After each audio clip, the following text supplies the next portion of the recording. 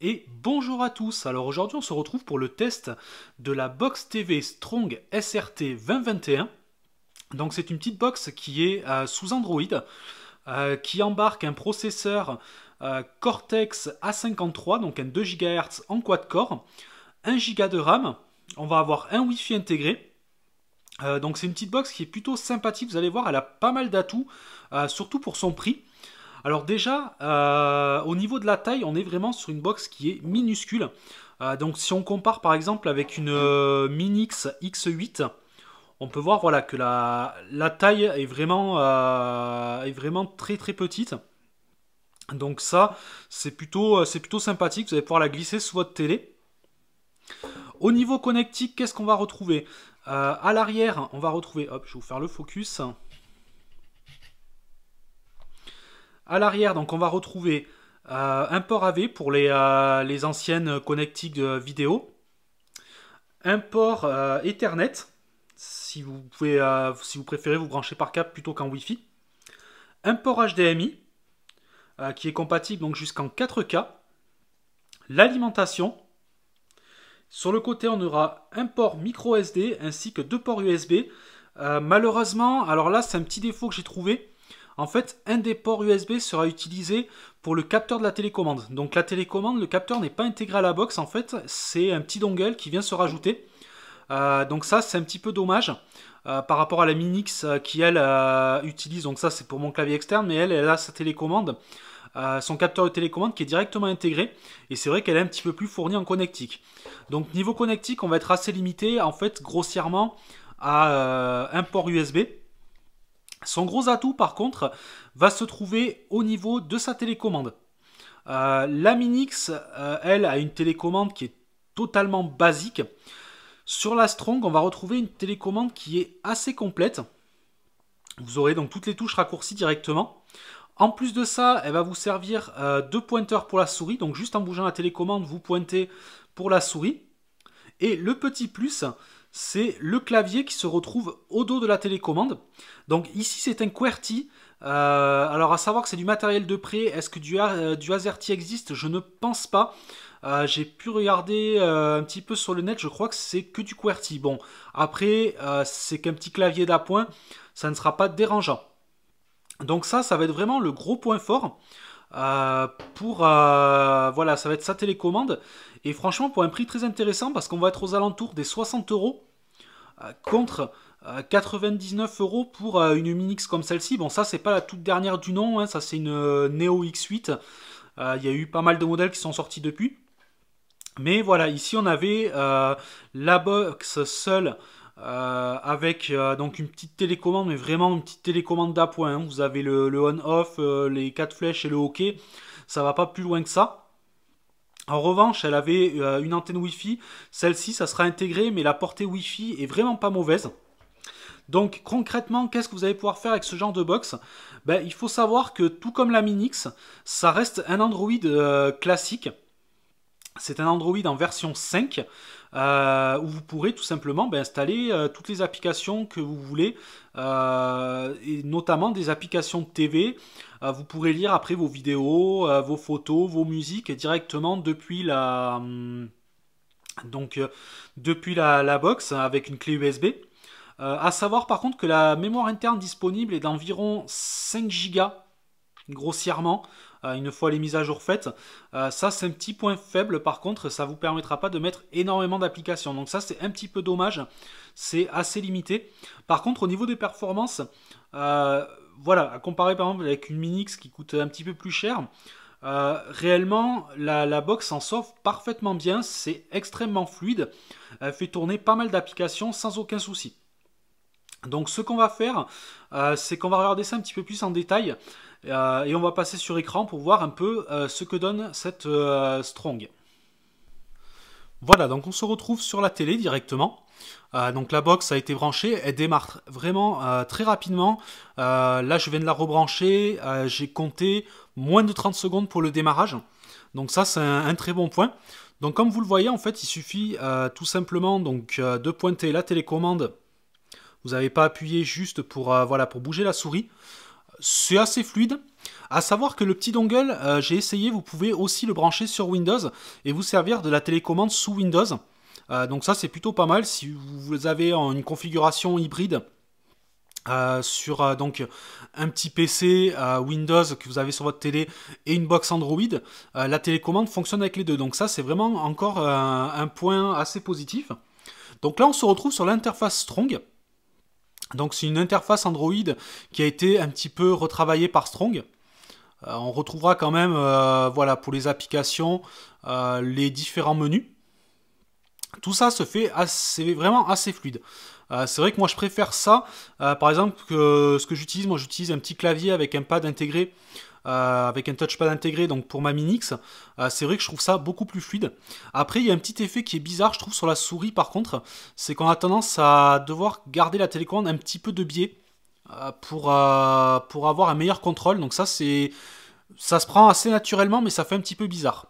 Donc en bas, on va retrouver différents raccourcis. On va avoir le navigateur internet, qui est un navigateur Android tout à fait classique. Images, vidéo, musique, tout ça, ça va être pour lire sur votre clé USB, enfin depuis votre clé USB. On va avoir donc un petit manager de fichiers, donc un gestionnaire de fichiers pour aller accéder un petit peu dans tous les dossiers du boîtier. Ici, ça sera pour faire donc de la liaison avec votre smartphone, donc à la manière de Mircast par exemple.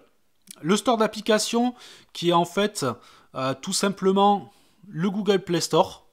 Donc vous aurez accès à toutes les applications de Google Play Store. Alors pour slider comme je fais là, il suffit tout simplement en fait de maintenir le bouton OK. Vous restez sur le bouton OK et vous pouvez slider sans aucun problème. Donc comme je vous dis, vous pouvez naviguer 100% à la télécommande, ce qui n'est pas le cas de la Minix. Et ça, je trouve que c'est un très très gros point fort. Surtout que la télécommande capte plutôt bien. J'ai essayé, bon là je me suis quand même rapproché pour la vidéo, mais à savoir que voilà, les autres jours, quand je les ai essayés, je les fais depuis mon canapé qui est quand même éloigné de la box. Le capteur étant sur le côté, je n'ai eu aucun problème. On a les raccourcis Android. Donc pour revenir, vous avez donc les trois petits raccourcis Android, ainsi qu'une touche pour pouvoir accéder aux applications et pouvoir donc les quitter. Alors hop. Alors ici ça sera via une croix.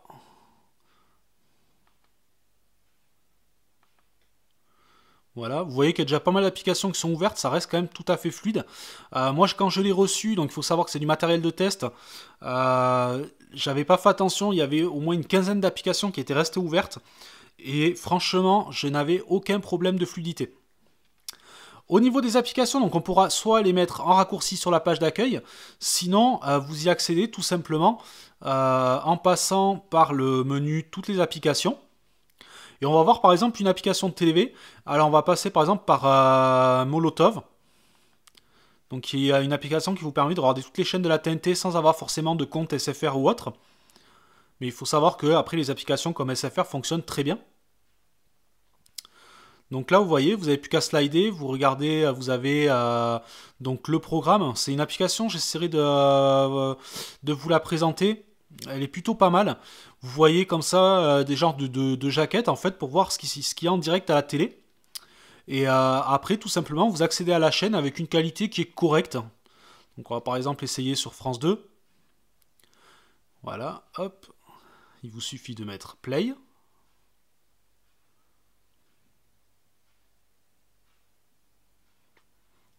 Et voilà, et vous avez là donc la TV en direct avec une qualité qui est à peu près correcte. C'est sûr que sur l'application SFR, on va le regarder de suite, on a une qualité qui est quand même meilleure. Donc hop. Vous voyez, j'ai pas fermé les applications, pourtant ça reste parfaitement fluide. Donc ça c'est un gros point fort. Je trouve que la configuration est plutôt pas mal. Venant d'un petit cortex comme ça, je pensais pas atteindre voilà, une fluidité comme ça là. Voilà, là les slides par contre vont être un petit peu plus compliqués parce qu'on est dans des petites zones. Donc vous voyez que c'est un petit peu galère et malheureusement les flèches ne fonctionnent pas à chaque fois parce qu'on sélectionne pas bien forcément le menu déroulant. Mais par exemple si on reprend la même chaîne que sur Molotov, là on va voir par contre qu'on va récupérer une qualité qui est meilleure via l'application d'SFR.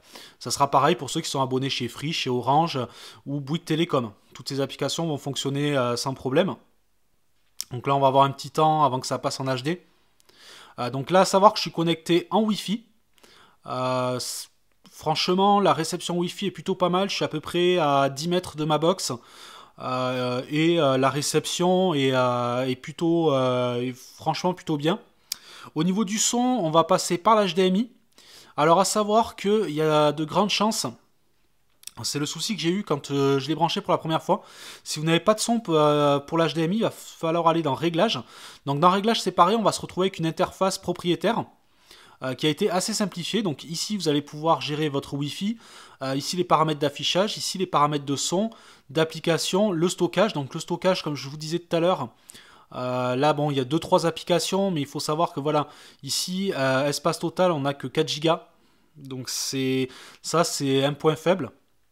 Après, pour le son, donc si vous avez des soucis que le son ne passe pas par l'HDMI, donc je sais que moi, ça m'avait posé problème. Hop. Il suffira d'aller dans son, d'aller dans Digital Sound, et vous sélectionnez HDMI. Moi, en PCM, je ne sais pas pourquoi, j'avais pas de son qui passait sur la télé. Et en HDMI, ça fonctionne sans problème. Donc voilà un petit peu pour cette box. Donc franchement, c'est très complet. Hein. Vous pourrez y installer des jeux, vous pourrez installer toutes les applications Android. Donc je ne sais pas si je l'ai précisé, c'est un Android 5. Je ne sais pas s'il y a des mises à jour qui sont prévues. Actuellement, on va aller voir la version précise. Donc pour ça, il va falloir passer donc en More Setting pour récupérer en fait. Alors désolé pour mon anglais. Hein. Vous le savez dans mes vidéos, j'ai pas un très bon anglais et ça s'améliore pas avec le temps. Donc là, on a donc les menus un peu plus classiques d'Android. Et donc là, on est sur un Android 5.1.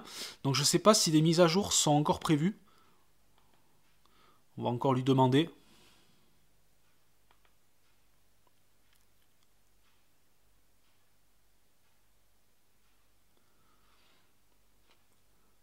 Mais bon, vous voyez, c'est une box qui est vraiment très fluide, facile à utiliser.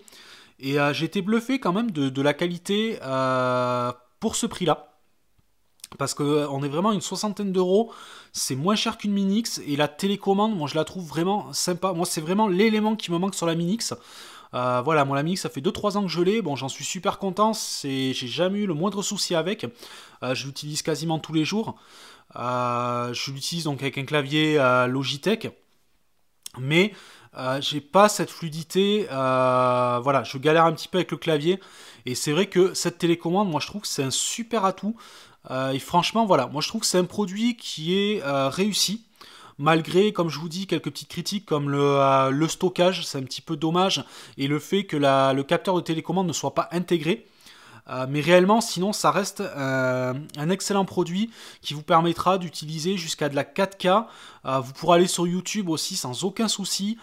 C'est fluide, c'est... Franchement, on ne ressent pas un manque au niveau de la configuration et du matériel. Donc très bon produit. J'ai été assez étonné, surtout venant de la marque. C'est pas que je n'aime pas cette marque-là, mais Strong, j'ai toujours trouvé leur décodeur TV lent. C'était vraiment quelque chose que j'ai toujours déploré chez eux. Les décodeurs TV étaient toujours très lents. Je parle de décodeurs un peu plus classiques, satellite ou autre. Et là, franchement, de récupérer une fluidité et surtout une bonne finition de produit à un tel prix, je trouve que c'est vraiment un très très bon point. Donc, une box que je vous conseille. Pour l'achat, malheureusement, vous n'aurez pas de lien dans la description, pour la simple et bonne raison qu'elle n'est pas disponible chez Amazon. Par contre, vous pourrez la trouver chez Pearl, des sites comme ça. Alors chez Pearl, c'est pas le prix le plus intéressant que vous trouverez, elle est à 79, mais vous pouvez la trouver sur le net pour 60 euros. Et clairement, c'est une excellente box qui vous permettra, par exemple, en complément d'un NAS, d'avoir un petit Media Center vraiment sympa chez vous, et d'une très bonne qualité, à un prix vraiment, j'ai presque envie de dire dérisoire, parce qu'à 60 euros, il n'y a pas vraiment de box qui peuvent venir la concurrencer aujourd'hui. Donc voilà pour cette box, vidéo un petit peu plus longue que d'habitude, mais je voulais rentrer un petit peu plus dans les détails. Si vous avez des questions, n'hésitez pas dans les commentaires, comme d'habitude. Pour la suite, donc comme je l'avais dit dans une précédente vidéo, il y a d'autres tests produits qui arrivent. Donc j'ai prévu le test de la de la ZenPad de chez Asus, donc la tablette. On verra une petite caméra IP, on verra un écran pour DSLR, un petit écran 7 pouces de retour. Vous allez voir à un prix aussi, mais défiant toute concurrence.